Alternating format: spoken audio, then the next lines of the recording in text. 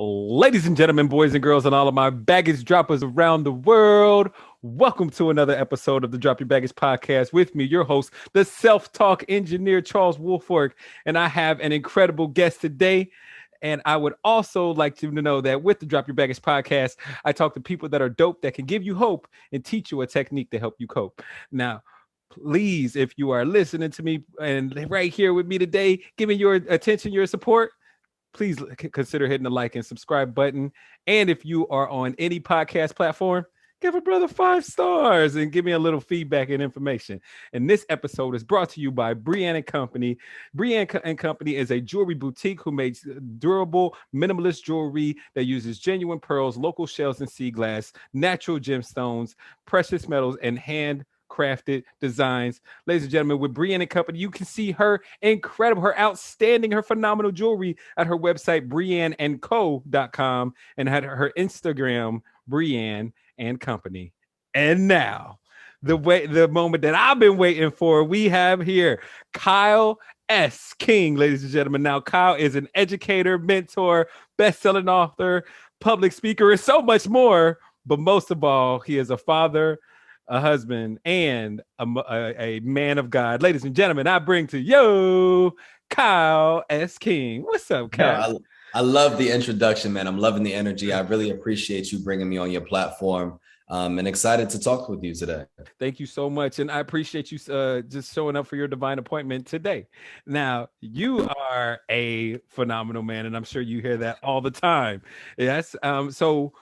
Please let us hear your story and how the genesis of you doing so much for the education system, but also so much for yourself as well as an entrepreneur. Yeah, of course. I couldn't start my story without giving recognition to my 2 parents. My father, his mother died when he was 7. He never had a father. He was one of 13 South Jersey projects. My mother, she was pregnant with my sister at 13 years old, never had a father, and she also grew up South Jersey projects. Neither one of my family members went to college. I was first generation college student. But my mother is now the only Black executive with Volvo Cars of North America. My father has helped build communities throughout the state of Georgia. So I come from a family of resiliency while also being able to operate from a sense of excellence as well. So one thing that my father used to always say, a few things, one of many, is think before you speak, treat people how you want to be treated, and winning is not everything. Winning is the only thing. And I took all of those to heart, and thinking before I speak, really being intentional with my decisions, because I don't believe we make mistakes. I believe we make choices. So being precise, being understanding, being intentional with your choices. And then when we think about really taking the time to operate from a sense of excellence, operate from a winning mentality. It's winning isn't just you win the end of the game. It's being able to understand, what did we do that we didn't meet our expectation? What did we do that we can learn from? What did we do that we can get better in for next time? Whether it's a conversation, whether it's an opportunity, whether it's a business dealing, whether it's a relationship that we have with a person. It's not necessarily about winning every argument, but how can we bring our best to this argument? How can we bring our best to this relationship? So fast forward, went to college, dual degree in finance and international business. And when I was in my sophomore year of college, had an opportunity of studying abroad in Ghana. And when I was there, one thing that I learned is that, one, the students there were brilliant, but they lacked the fundamental resources. So it's not that these students had some intellectual ability that they couldn't learn or any deficiency within themselves. They just lacked the fundamental resources. So I came back to America. I wanted to start a nonprofit organization and build international programs. And my father said, wait, I want you to think about what's happening in our own backyard first here in America.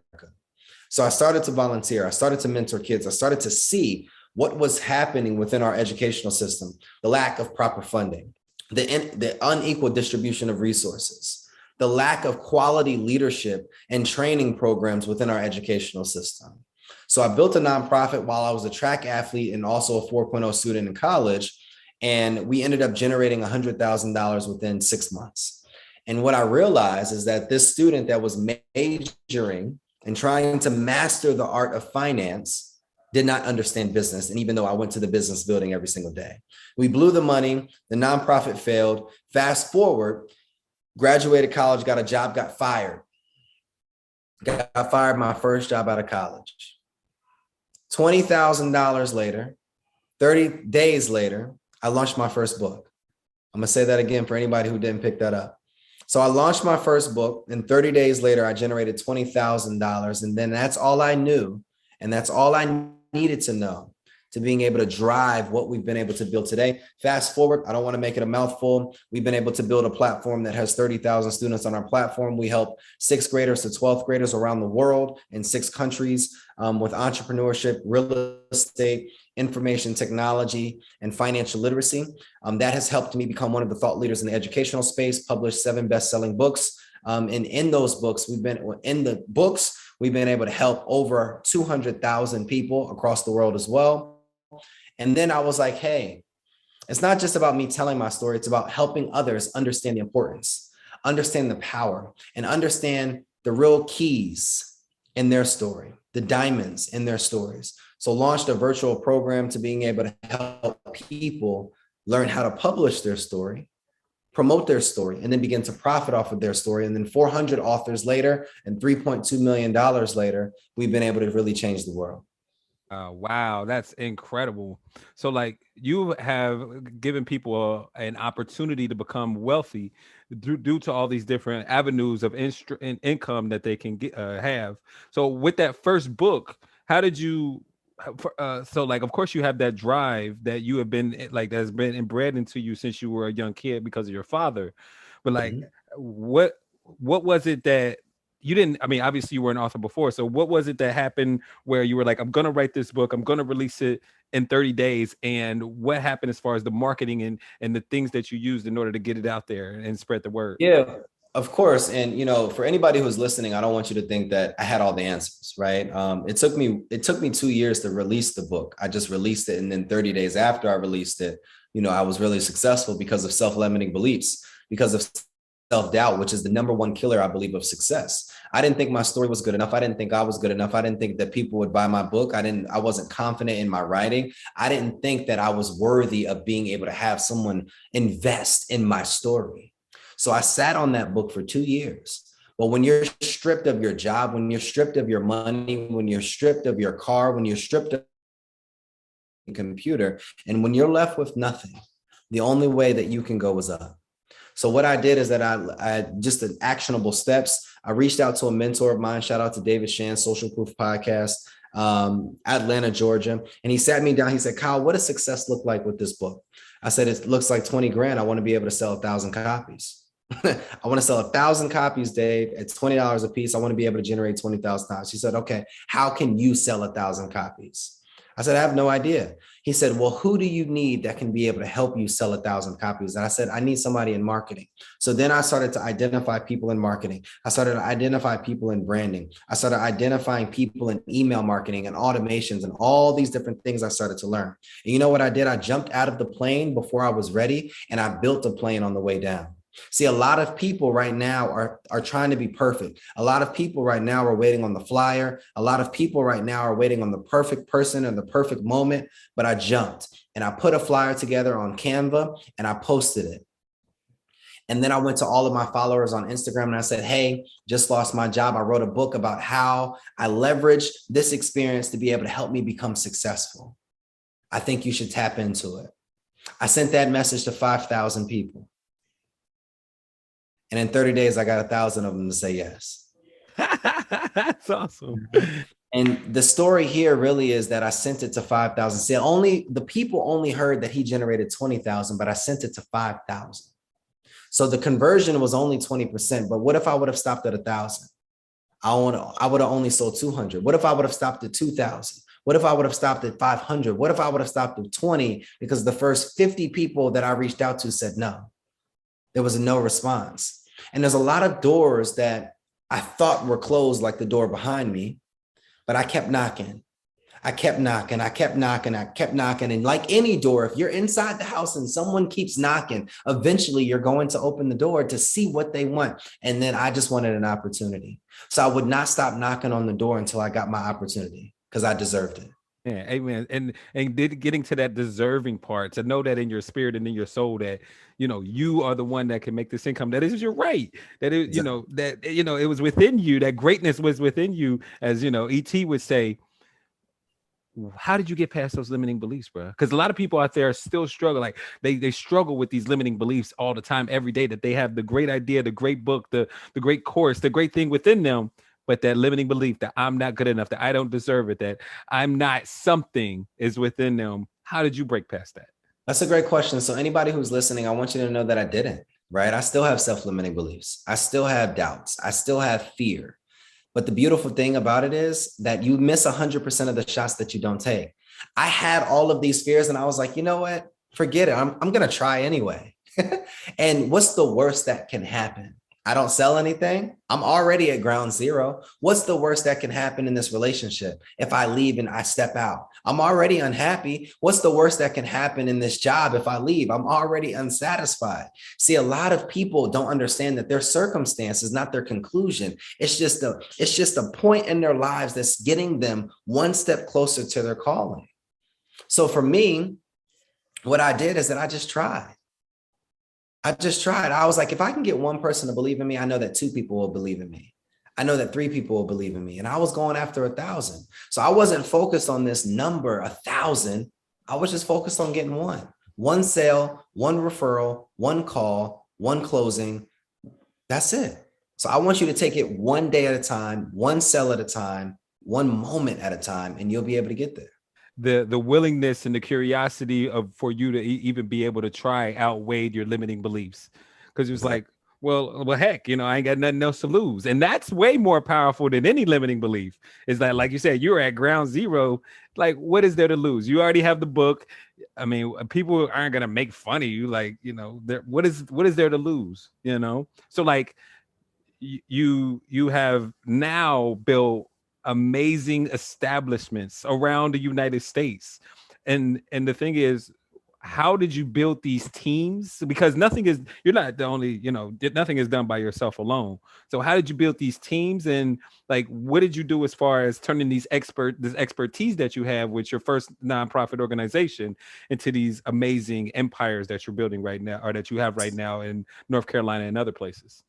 So anybody that's listening right now, one thing that I want you to learn how to do is turn your expertise into an entity, right?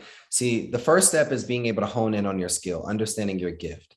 When we think about our gift, what will people pay us for when using our gift? I'm a speaker, I'm a teacher. So I was like, okay, I can go get a job that's paying me $35,000 to $40,000 a year and actually be a teacher. Or I can teach on something and get a company or get an organization or get other individuals to pay me because they're struggling with that same thing. Once you understand your gift and you understand what people will pay you for, then you have to write down, okay, what solution can I create and who is suffering with that solution? If you have a 10 out of a 10 headache, and you just can't take it anymore, where are you going? You're going to the hospital and you're waiting for them to prescribe you with something. Your target audience is currently on their way to the hospital. And when they get to you, what can you prescribe them with to be able to help them with their pain? Right. So I learned how to turn my expertise into an entity. Once I understood how to do that, it's like, okay, well, I need a mentor because I don't know how to hire a team.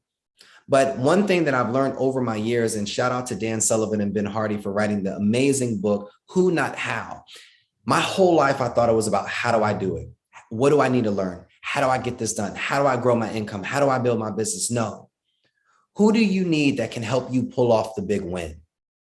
Michael Jordan couldn't win a championship without Scotty, without Dennis, without a coach, without a system, right? Tom Brady needed a system, right? Michael Phelps needed a system, right? So if you think about your life right now, where are the gaps? Where are the pain points? Where are the weaknesses? What do you need to keep doing, stop doing, and continue to do? So once I started to understand and be more self-aware of my weaknesses, I'm like, no, instead of me trying to build my weaknesses, I'm going to bring on people that bought into my vision, that bought into my values, that bought into who I am individually, not as the businessman, as the person. And I tapped in with them and I'm like, hey, this is my vision. This is what I want to do. This is who we're going to help. This is how we're going to do it. I need your help. I was then vulnerable. I was then humble because I understand that I can't do it by myself, but I'm going to try my best to empower you, invest in you, and be the best that I can be. 6 years later, we've been able to build everything that we've built. That is phenomenal, man. So like with that ability to be humble, was the vision, so usually within some type of exchange there's an exchange of value, and you know, a lot of the times with coaches or the different people within the entrepreneurial space, it's monetary value. But like, you know, with limited resources and so on and so forth, you can always give value in different ways. What type of value did you offer them, or was it that they just believed in the vision and believed in you enough for them to follow you to go forward and chase that dream that you wanted to chase? I think so many times people make the mistake because they think their value is soiled in skill sets, whereas our value is soiled in virtues, is soiled in kindness, and soiled in love. It's all of these things, these intrinsic things that we can't buy, that we can't hire. It's a feeling that we create for people. It's a sense of belief that we create for people. It's not, hey, I can do this for you. It's not transactional. When we start living our lives not as a transaction, we're able to create testimonies for other people. So my value add was that I'm going to believe in you. I'm going to push you. I'm going to hold you accountable. I'm going to love you. I'm going to see you. I'm going to respect you. I'm going to value you. And I'm going to try my best to make you the best of your ability, to make you your best self. And in return, I need you to challenge me. I need you to hold me accountable, and we're going to continue to build. But in that process, what did I do? I learned a skill. I educated myself. So now I then gave them values, but then on the back end, I needed to learn how to actually become valuable. Understood. So like it's there's a amazing book called Think and Grow Rich by Napoleon Hill. Yes. Yeah. And with Napoleon Hill, it sounds like you followed the mastermind principle. You know, you got these people together and you kind of you offered the value of friendship. Like you said, that friendship, everybody wants a cheerleader. Everybody Exactly. wants somebody to have their back. And that's what you offered them. That the beautiful, loving energy. The energy that like check the sheets that Jesus gave the disciples, you know what I mean? Exactly. Like, and with you giving and all of that energy into somebody, man, like there's no way else that they wouldn't be able to follow you. I'd follow you right now, wherever you're going. so, Exactly. so like, so you have all of these different things. You're the founder and the CEO of the Shine Institute in North Carolina, and the Queen City STEM School, and the Blueprint conferences. All these different things. Like, how did you think of all these different things? Was it just that problems that you were trying to solve, or was it just like you expanding your consciousness, or within the prayer of Jabez, you were expanding your territory, if you will? You know what I mean? Yeah, definitely. For me, I want to be a vessel, I appreciate you sharing all of my titles, right? And sharing all of the accomplishments and the companies and all these different things. But I just want to be in company of the other vessels, right? Everything that I've seen, everything that I've experienced, everything that I've been passed down, I want to be able to pass down to other people. And the biggest thing for me when I thought about Blueprint conferences, shout out to a good friend of mine, because we were sitting in my kitchen, right? We were sitting in my kitchen and I was complaining about all of the different things that our teachers were going through. They're underserved, they're unequipped, they're drained, they're exhausted. They're not making enough money. They can't buy homes and all these different things. And I was like, I want to start a conference and I want to put the best and brightest minds in seats to be able to invest and pour in our teachers. And I'm going to teach them about financial literacy. I'm going to teach them about mental health. I'm going to teach them about starting a business. And I'm going to teach them about how to own a home. And we're going to do this in 30 days. And we sold out tickets in 11. And then I was like, you know what, with Shine Institute, I was like, I want to be able to do this. I want to build this program, this intrinsic program for kids. And I want to be able to do this because I want to solve this problem. We got $100,000 in 6 months. When I think about this author program, I was like, I want to tell people stories. I want to help them create books. We generated $250,000 in 6 months. I'm telling you this, and anybody who's listening, if your activity is attached to the calling and the purpose that God has put on you, He's going to provide for you. So I don't need people to provide for me. I need God to provide for me. And if you're operating and being a vessel for his people and creating solutions for the problems that he sees, you will never have to worry about where the next check is coming from. I believe that I've been blessed because I have just focused on blessing other people. Real talk, real talk. Like, I, you know, I was a former educator as well, middle school, social studies and English teacher, and from transitioning to that to an entrepreneur, I didn't know anything. So there's this one guy named Gary Vaynerchuk who just said, "Work for free." Exactly. I didn't know. I mean, I've heard Gary talk to me for years upon years, and I really didn't have any other business principles but to just work for free and see, like, do business development. And it's carried me to so many amazing relationships that I have with people that love me and support me so much. It's carried me to a prosperity mindset that and an abundance of everything from love to health to just a genuine relationship that I have with my family and my friends that I never thought that I could have. So like that has really fueled my my faith in the creator. What, like, where did that faith come from for you? Did it start when you were young, or did it like build over time? Like when you were in your 18, like when you're in your 20s or whatever, you know what I mean? Definitely. So I grew up in a household of love, man. Mm. I was privileged enough to have a two-parent household. I was privileged enough to have a father that was amazing, role model man. I was privileged enough to have a mother that was always present and amazing. My father, just thinking about him, he always served the community, man of God, structure, and he was about principle and about values. My mother, she was all about acceleration and advancement of this family. I was an athlete growing up as well. So I think, if you, as an athlete, we learned how to win early.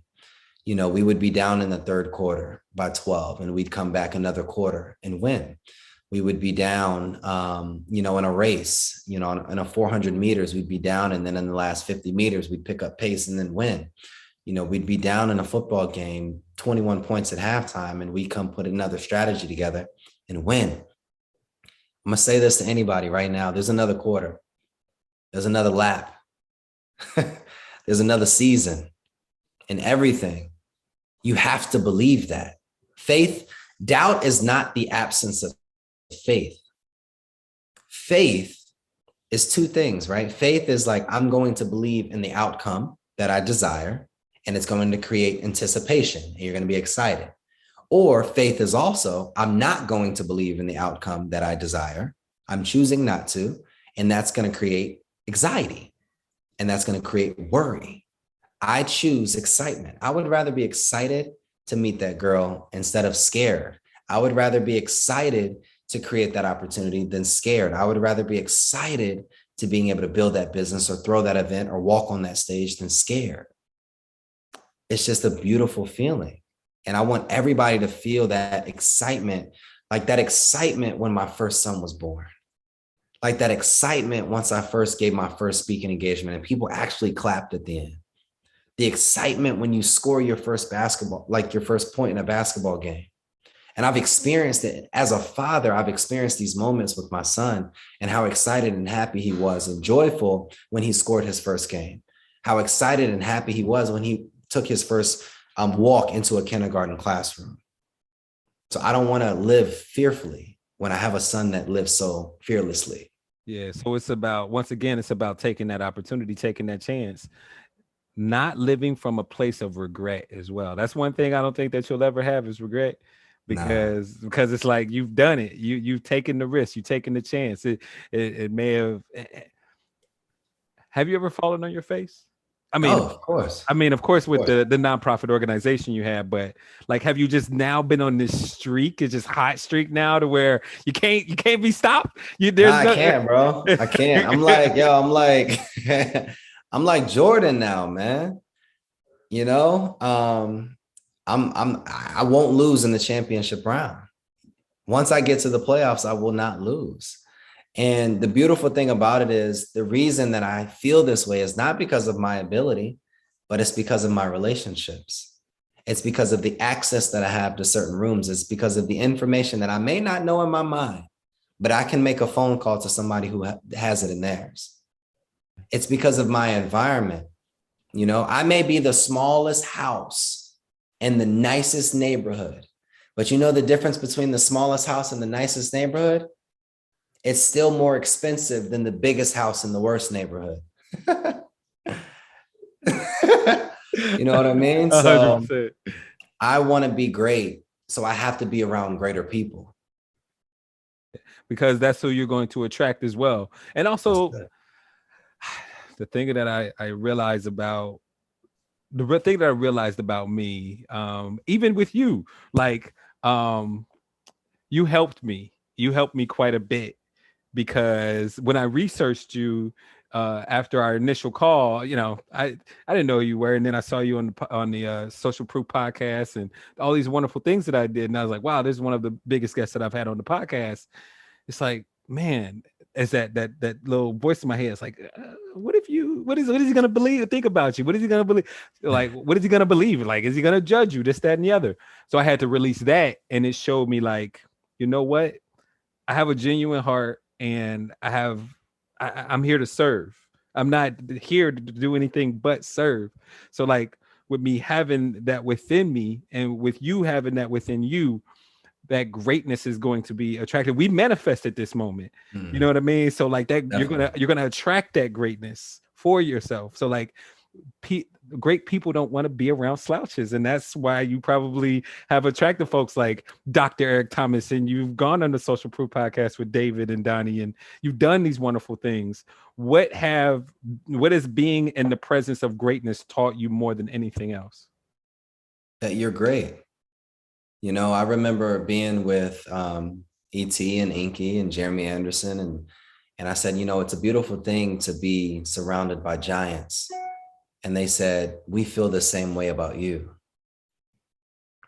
See, a lot of us, and someone listening on this podcast right now, feels as if you want to be in the room with giants so that you can become one. But once you realize that you already are one, then the room will open so that you can become one. We have to believe it before we get into the door. We have to believe it before the door is open. And if there's no table, we have to then go outside and look at the trees and build our own table and then bring people. We have to believe it in ourselves before we expect to receive it from anybody else. So I was a CEO before I came one. I was an author before I came one. I was successful before I became it.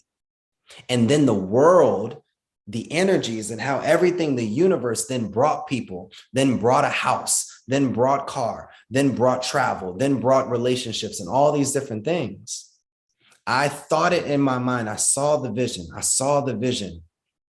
And then I was able to hold it in my hand. How important or relevant is manifestation to you?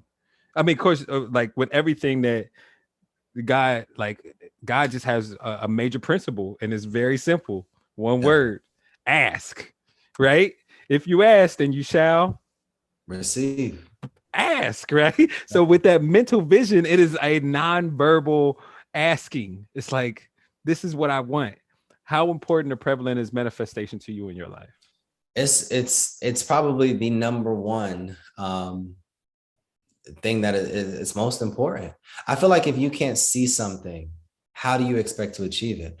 And so I even visualize, I create my vision so that when the vision is in front of me, it doesn't create me. What I mean by that is that I don't just visualize something and expect the universe to bring that back to me. I go and test drive that car. I go to that housing neighborhood and price out that house. I go to that school and price out what tuition would be for my son. I go then invest in myself so that I can get the education, so that I can be equipped when these opportunities come. I then surround myself around the people that are images and mirrors of this vision so that I can continue to be around that, so that I can be the fifth or I can be the sixth. So it's intentional vision. It's intentional manifestation. I'm not just writing a vision board or creating a vision board or journaling or affirming myself. No, I'm activating myself through activity. Activity doesn't equal achievement. Intentionality and being able to measure something so that you can meet it That's what creates the vision. 100%. 1,000%. For me, manifestation is a very simple equation. You have thoughts and beliefs. So thoughts and beliefs plus emotions and feelings plus inspired action, which you're really Exactly. good at, it sounds like, equals Definitely. manifestation. That Definitely. inspired action, after you have the thought and the feeling, you fuse them together into that vision, which is one of your superpowers, I see. Once you Definitely. put them into that vision, you go ahead and take action. And then it's like, okay, it's like a plan of action. All right, this is what I need. And how do I get, what resources do I need? What team do I need? Who do I need to become in order to go out and get that? Oh, bro, that's a fantastic, man. Good job. Good job, Definitely. bro. Definitely. Oh my gosh. Like you are like, I appreciate this time with you. I really do. Sure. Even though it's like 9 o'clock at night over there. It's all Man, good. It's all good. We was gonna make it happen, man. yeah, thank you again for doing this. And on the Drop Your Baggage podcast, we talk to people that are dope, that can give you hope and teach you a technique that can help you cope. With that technique, it is the mental and emotional release process. If anyone out there wants to do this mental and emotional release process that we do on the Drop Your Baggage podcast, please go to a certified practitioner of neurolinguistic programming, or you can learn more about it in my short case study video at eliminatinginsecuritiesnow.com. Once again, that is eliminatinginsecuritiesnow.com, and you learn so much more about it. And you can also have the opportunity to book a session with me. Also, Kyle, I want to let you know that I'm not a psychologist or a therapist or a social worker or any of that. I'm just an alternative to those wonderful things that you can do for your I mental like health. it. I All like it. right, just making sure you don't sue me. And today we are going to get rid of a fear of judgment. Can you tell us more about your fear of judgment? Yeah, man. I think, as I was saying, I had amazing parents growing up. I just had a lot of pressure. Being the first generation college student, being the first business owner, being the first six-figure earner, being the first seven-figure earner, like having all of these different things, right? And I think a lot of times if I was to get off of a plane and I was to check my bag before I got on the plane, and when we got off, we're waiting on everybody's bags.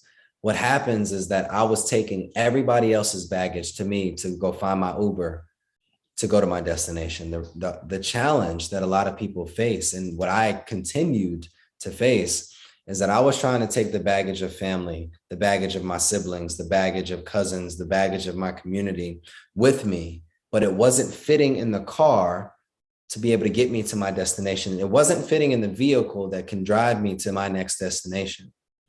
And what happened is that I was so connected and bounded to the baggage that I would stay with the baggage and hoard the baggage instead of catching my vehicle to get me to my destination. Until years later, I learned like, yo, you got to let go of the baggage so that you can get in this car, take your carry-on, get in the car so you can get to your journey, so you can get to your destination. So growing up, it was either you're the best or you're the worst. There's no B's in this household.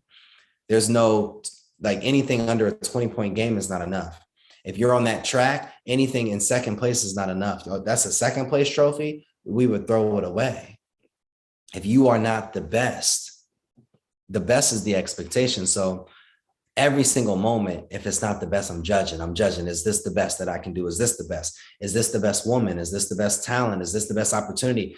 And then it's like, am I really, is this how I'm going to live the rest of my life?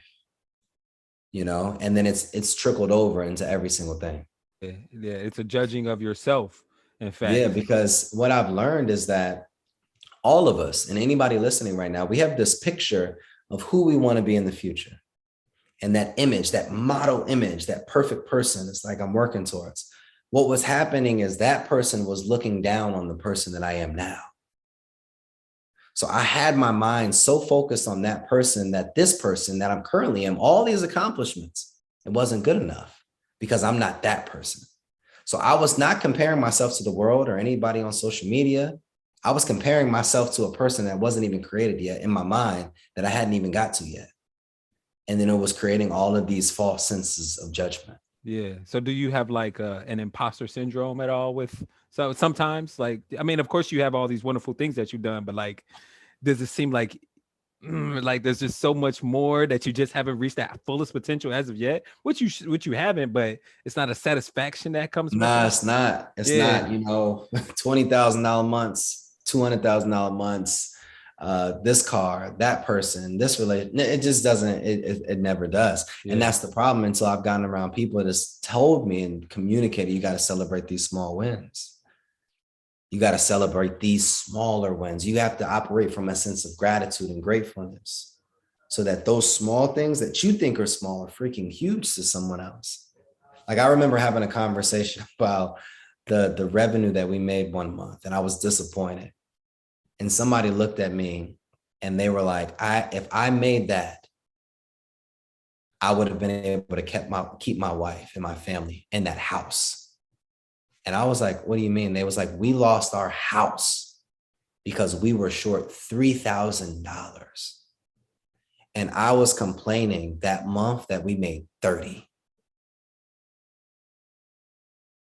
So when I started to see and be like and empathize with, wow, I was like, nah, something has to change. It's real talk. It's real talk. The weight must be heavy on you. How does it like Yeah. what is the feeling? What is the feeling of having that negative voice in your mind and having the weight of your parents and yourself just always like digging into your subconscious and making you feel like this It's a nothing's not enough? challenge, it's one of the things, and I appreciate you even asking this on this podcast because a lot of shows that I come on is all about strategy, right? Instead of really taking time to understand the actual individual and understanding the person. So what I've learned is that it is challenging. It's one of the things that I'm continuing to work on. I'm continuing to get better with as well. But it's one of those things that it's one of those things that I have to be the best that I can be, so that I can be able to serve other people to the best of their abilities as well. You Amen. know, Amen. but I'm not going to let the pressures of the world stop me from being able to perform to the highest of my abilities. Of course not. Yeah, that it's not it's not within you at all.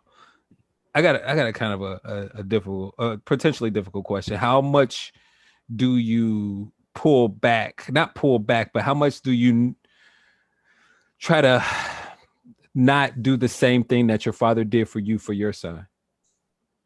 That's a great question. I was telling us, so I tell you the story. I was on the basketball court with my son. This was a few months ago, and we were working on dribbling drills. And mind you, he's 5 years old, and I was so hard on him, and he started crying, and I made him run a lap because he was crying, and he was crying the whole lap, and then I made him run another lap because he was still crying. And then I looked at him after, and then I had a conversation with him because we have such an amazing relationship. And I was like, he was like, Dad, I don't want to play basketball anymore. I was like, why? And he was like, you were too hard on me. At that very moment, it clicked for me. I was like, I'm recreating something that I experienced. And I felt awful for like 2 or 3 days. And I remember when he played in his next basketball game, the only thing that I told him, I was like, you know what you need to do today? He was like, when? I was like, no, I just want you to have fun. And his face lit up and he had the best possible game yet. And after that, it was a completely different experience. And I was like, I cannot recreate this pressure at 5 because I was so pressured at 5. And it recreated, and I reimagined who I wanted to be as a man, who I wanted to be as a father. And but I think I've set a good enough foundation on the front end to be able to have him communicate what he needs or what he feels. So it's a beautiful thing that we've been able to share that moment. And I truly believe that every moment that we share, every moment that we have, I grow. And so many times parents think that we're supposed to teach our kids and grow our kids and empower our kids. But I truly believe the best teacher has been my son. My best mentor is my 5-year-old, because he teaches me more about life, about love, about relationships, about business, about empathy, about integrity, about character, about values than anything has ever been able to teach me. So that one moment shifted everything for me, so that I could be the best man and the best father that I can be. Wow. That's beautiful. Thank you so much for being vulnerable with us about that. And that's it's kind of, I mean, it could have been hard to talk about because it's like, we all want to seem like immortals, you know what I mean? Yeah, Yeah, definitely. but Definitely. to talk about something that hits so close to the chest, I really appreciate and I honor you for that. For Appreciate it. sure, for sure, and it makes it that much more amazing of a blessing for both of us to go ahead and release this fear of judgment. So, Let's do it. let's do it. So, with the mental and emotional release process that I just love and have dedicated my life to, there's only three things that you need to do. Number one, you need to use your imagination. Number two, you need to follow directions just like you follow a recipe. And number three is to trust the process. Know that I'm your guide and I'm going to be leading you through this easily and effortlessly. Let's do it. Awesome. Now, with your time, we got to create an imaginary timeline. With your timeline, your past can be to your left, to your right, or behind you. If you were to know where is your past, Behind me, where's your future? in front of me. Perfect. That's awesome. Very linear, just like mine. And that's it. So we're gonna be focusing. I'll let you know everything. No worries. Is it all right with your unconscious mind for you to release this fear of judgment today and for you to be aware of it consciously? Mhm. Awesome. What is the root cause of this problem? The first event, which when disconnected, that will cause this problem to disappear. If you were to know, when was the first time that you felt that fear of judgment when you were just a little boy?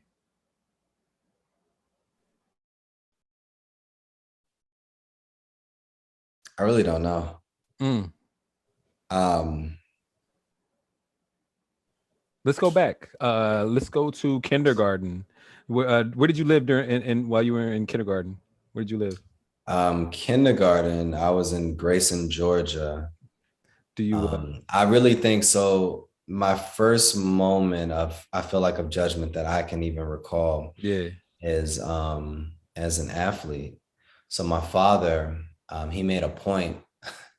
He was our basketball coach, and he made a point of not starting me Mm, until I earned it. mm, And when I finally felt like I earned it, I was always judged by my teammates that I was the only reason that I was starting is because I was the coach's son. boom. And I think everything began there because I never felt like I deserved to be on the court because the kids didn't think I deserved it. Yeah. I only felt like my dad was doing it because I was his son Mm-hmm. and my mom was pushing him. And then the parents in the stands, they felt the same way. So I think because of that, it drove me and it created a toxic sense of hard work to be the best Yeah.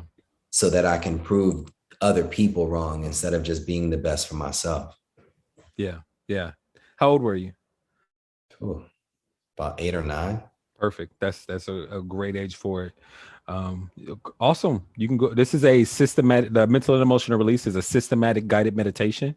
So you can go ahead and close your eyes and relax, and let me know when you're ready for the process to drop your baggage.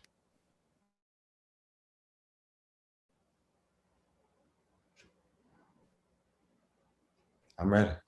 All right. Go ahead and keep your eyes closed. All right. Now, once again, just use your imagination, follow directions just like you follow a recipe, and trust the process. Here we go. Now, just imagine floating outside of your body as if though you were a spirit or energy. And just imagine seeing yourself from a third person point of view. Hover above yourself and see everything around you. See the black doors behind you, the door to your right. If there's a window, see that. See the fan above your head and your blue shirt, the screen above you, the white chair that you're sitting in, the white walls. What color is the floor? Right?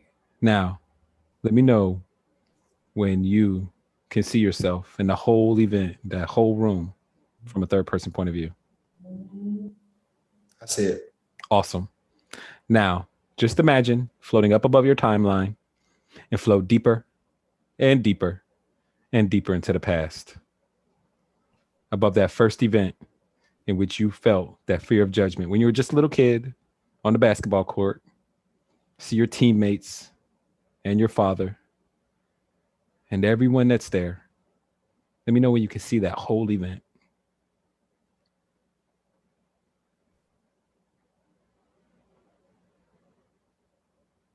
I see it. All right. Now stay right there.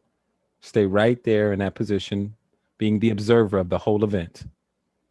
And now just ask your unconscious mind what it needs to learn from the event, the learning of which will allow you to let go of the emotions easily and effortlessly. Your unconscious mind can preserve the learnings so that if you need them in the future, they'll be there. Just tell your unconscious mind to preserve the learnings. This is an exercise of forgiveness and acceptance. Forgiveness for yourself and others, and acceptance of yourself and others. Who do you need to forgive? What do you need to accept? Who do you need to accept? Focus your attention upon how hurt people hurt people. We're all doing the best that we can with the resources and consciousness that we have.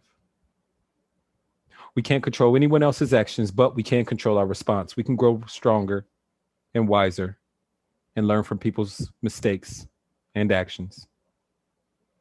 Other people's actions have nothing to do with you. It's only a reflection of their baggage and what they're going through at the time. And we're better people than we were when those events occurred. You're a better person than you were when those events occurred. Very importantly, what is something positive and empowering that you can tell yourself as that little boy, your teammates, and everyone else, including your father, everyone else involved in the event, with the consciousness that you have today that will allow the emotions to evaporate like water on the concrete on a hot summer day? And as you preserve these learnings, the emotions are starting to dissipate more and more until they're all gone. Just let me know when they're all gone. They're all gone. Awesome. Now, what did you learn from that event as you're the observer with your eyes closed? What did you learn from that event?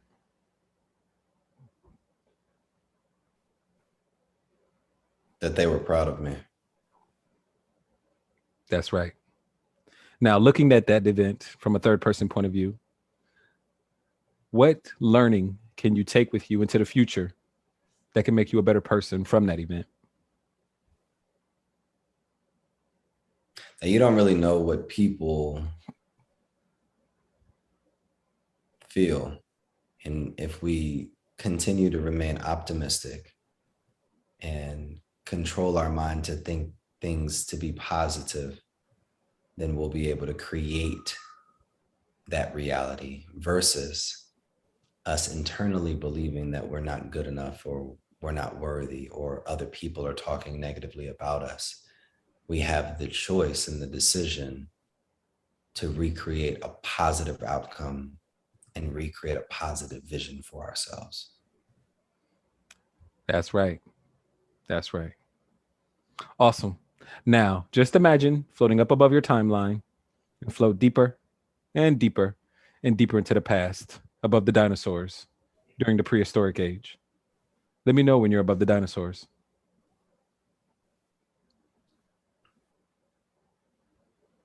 I'm there.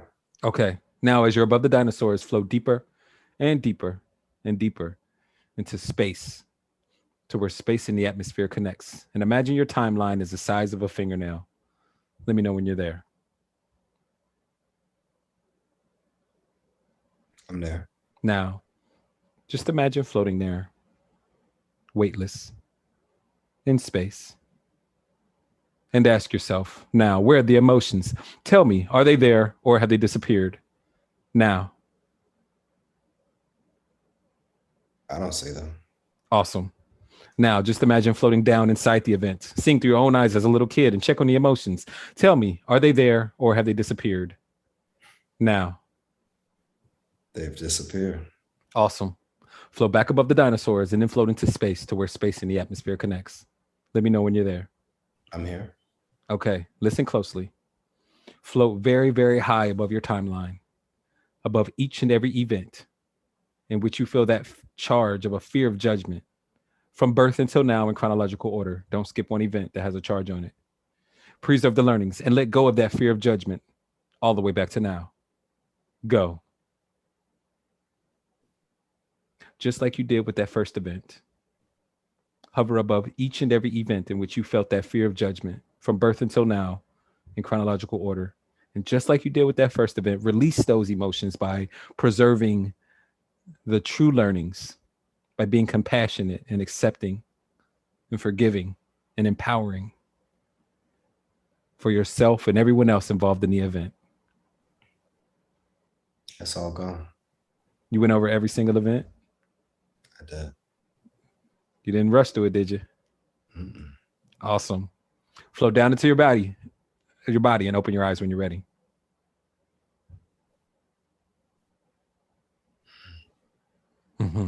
Yeah.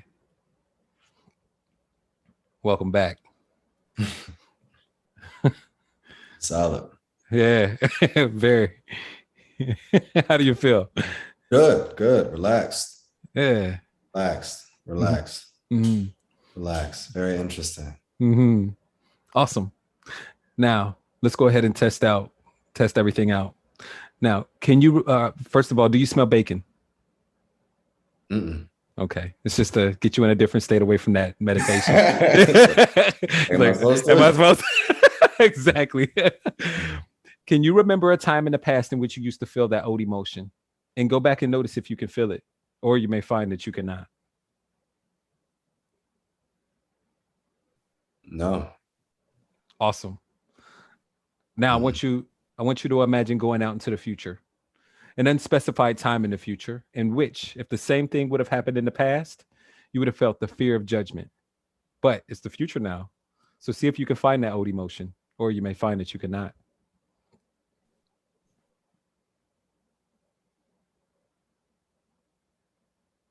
No. Congratulations, you just released a bunch of fear.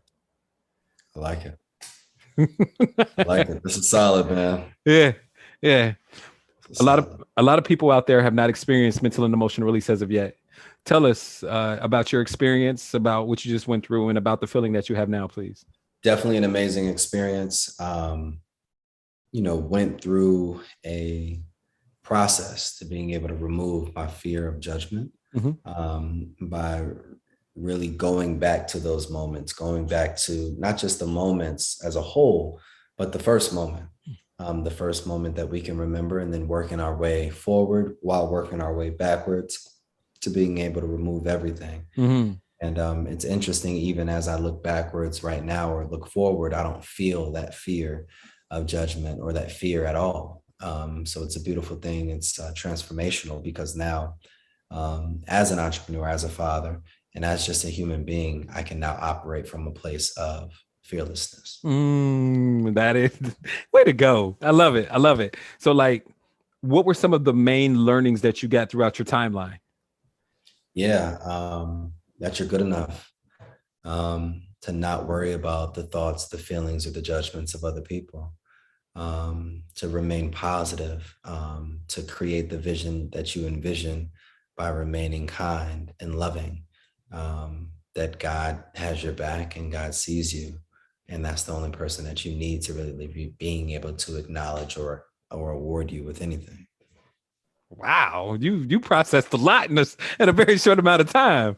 Yeah, man. How many memories did you go to? Because every single memory is like a breakthrough. Yeah. You know what I mean? About 6 or 7, actually. Wow. In that short amount of time.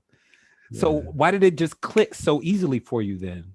Because all of them, so the one moment was a trigger. And then I can see the different other moments and how they all kind of connected. So when you cut the cord of one, you're able to cut the cord of them all. Yeah, exactly. It's like a domino effect. Exactly. You break down that one, and then all of them just fall in order. Yes. That's so awesome. Did you feel a visceral feeling? Like, how do you feel now compared to how you felt before? I feel free. I feel relaxed. Yeah. Versus a sense of like heaviness as well. Yeah. That's awesome. That's very cool. The wow. You just went on beast mode with that. I've never had anybody finish it that fast. That was pretty cool. Yeah. Where do you see your life going now without that fear of judgment? Well, I'm getting ready to open up. Can I put my phone on the charger? Yeah, go for it. So I'm getting ready to open up a affordable housing community, 50 affordable housing homes made out of container homes. And one of the biggest feelings that I felt has been judgment and fear, and if I'm good enough, if I'm gonna be judged. And now I'm ready to rock out. I'm ready to rock out. It's crazy because with high achieving individuals like yourself, once you get rid of That the one thing. that one thing, it just people don't think about like, oh, I feel like I'm just like most people are like, I just feel so awesome. I feel weightless. People like yourself are like, I'm ready to get stuff done. We're Like about to there's no more barriers in my own way anymore. It's like full speed ahead now, you know? Really, we about to turn it up now. That's awesome. We're That's about to turn awesome. it up. So like what did you learn about your father? That he just loved me, and he really did believe that I deserved to be on that court. Yeah. Yeah. What about everything else throughout your life? Because it was of course that one event, but like what Yeah, about yeah, everything yeah. else? So, then no one ever really saw me as inadequate. Mm, No one ever saw me as not good enough. They actually saw me as somebody that they wanted to be like. And I took it as a negative trait, whereas they saw it as like, hey, we want to learn from him. hmm. We want to be able to learn from this person. And we want to be able to mirror our lives like that person. Amen. Amen. Yeah. Like are you experiencing a lack of not a lack, like the negative chatter that went on in your mind before? Like, is that is it something different in your Yeah, mindset it's like now? I'm trying to think of it, but I really can't. So it's Yeah. kind of like it's a sense of just clearness. Mm, clarity. Yeah. Awesome. Awesome, Definitely. man. Congratulations, man. You just I released a bunch of appreciate you. fear. Yeah. I told Let's you I was do gonna be a blessing today. I told you. it.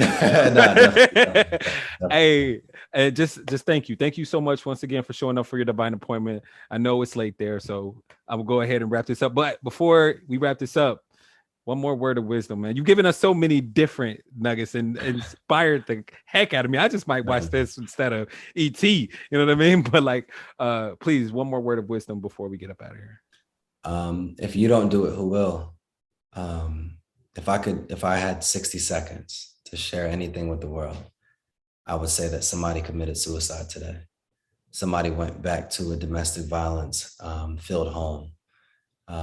Somebody's father or mother has a drug addiction and continues to abuse them. Somebody's going back to an unhappy marriage because they don't have resources or accountability. Somebody is financially going through a tough time and just got evicted.